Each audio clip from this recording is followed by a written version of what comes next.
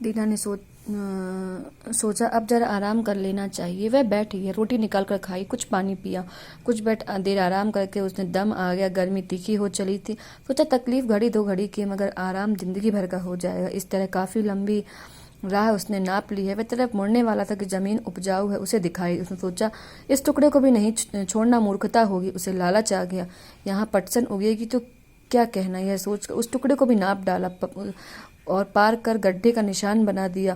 फिर दूसरी तरफ मुड़ा, टेकरी की तरफ देखा तो ताप के मारे हवा कांपती सी मालूम हुई थी। इतनी तेज धूप हो रही थी कि उसे उजाले में टेढ़ी मुश्किल दिखाई पड़। दीना ने सोचा क्षेत्र की भुजाएं मैंने ज्यादा नाप डाली हैं, अब तेज कदमों से तीसरी तरफ जाना चाहिए। सूरज को देखा तो सूरज 2/3 अपना चक्कर काट चुका था। दोपहर से ज्यादा हो गया था और वह अपनी मंजिल से अभी भी दूर था। उसने सोचा छोड़ो जानो, जितनी जमीन एक बाजू की रह जाएगी कोई बात नहीं, सीधी लकीर में वापस चलना चाहिए। मैं काफ़ी दूर निकल आया हूँ, इतनी जमीन छोड़ दो। यह सोचकर दीना तीसरे गड्ढे पर निशान डाल दिया और टेकड़ी की तरफ मुड़कर सीधे में चल दिया। नाक की सीध से बांधकर वह टेकड़ी की तरफ चला। धूप उसका सत बल ले चुकी थी, आगे उसका बल क्षीण हो चुका था। नंगे पैर, जगह जगह पैर में छाले हो गए थे, छिल गए थे। टांगे जवाब दे चुकी थी उसको कि जरा आराम करने का भी जी हुआ, लेकिन यह ऐसे कैसे हो सकता था। सूरज छिपने से पहले अगर वह वहां न पहुंचता तो उसका जो रकम थी वो जब्त हो जाती। फिर वो टेकड़ी की तरफ मुड़ा। सूरज के मुकाम से कुछ ही दूर था और सूरज धरती के पास झुक रहा था। दीना तेजी से चलने लगा, उसकी सांस फूलती रही, चलने में भी कठिनाई होती रही, पर तेज तेज कदम रखता रहा, लेकिन सब जगह दूर बनी रही है। देखते ही वे भागना शुरू किया। कंधे पर बास्केट फेंक दी, जूते भी हटाए, टोपी भी अलग कर दी, बस निशान लगाने के लिए फावड़ा रखा। रह रहकर सोचता अब क्या करूं, काम बिगड़ा जा रहा है, सूरज ढलने ही वाला है। यह सोचकर डर के कारण हांफने लगा। वह पसीना पसीना हो गया, उसकी धोती गीली होकर चिपकी जा रही थी, मुंह भी सूख गया था, लेकिन फिर भी वह भागता ही रहा। छाती उसकी लोहार की धौकनी की तरह एकदम जल रही थी।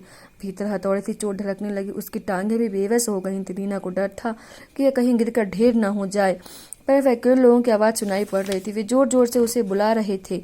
आवाज़ों से उसका दिल भी सुलग रहा था। आखिर ताकत समेट कर वह दौड़ा। सूरज धरती से लगा जा रहा था। तिरछी रोशनी के कारण वो खूब बड़ा लहू सा लाल दिख रहा था। बिल्कुल जब सूरज डूबता है तो कैसा एकदम लाल सा दिखाई देता है। अब डूबा अब डूबा, लेकिन दीना की जगह के बिल्कुल किनारे आ लगा। टेकड़ी पर हिलाकर बढ़ाकर कोल लोग उसे सामने दिखाई दे रहे थे। जमीन की रखी टोकरी दिखने लगी थी, उस पर रखी रकम भी उसे दिख रही थी और सरदार बैठा दिख रहा था। दीना ने हंसत बड़ी निगाह से सूरज की तरफ देखा और धरती को छू चुका था। वह बची कुची अपनी शक्ति लगा के आगे बढ़ा, कमर झुका के भागा, टांगे साथ न देती। टेकड़ी पर पहुंचते पहुंचते अंधेरा हो गया।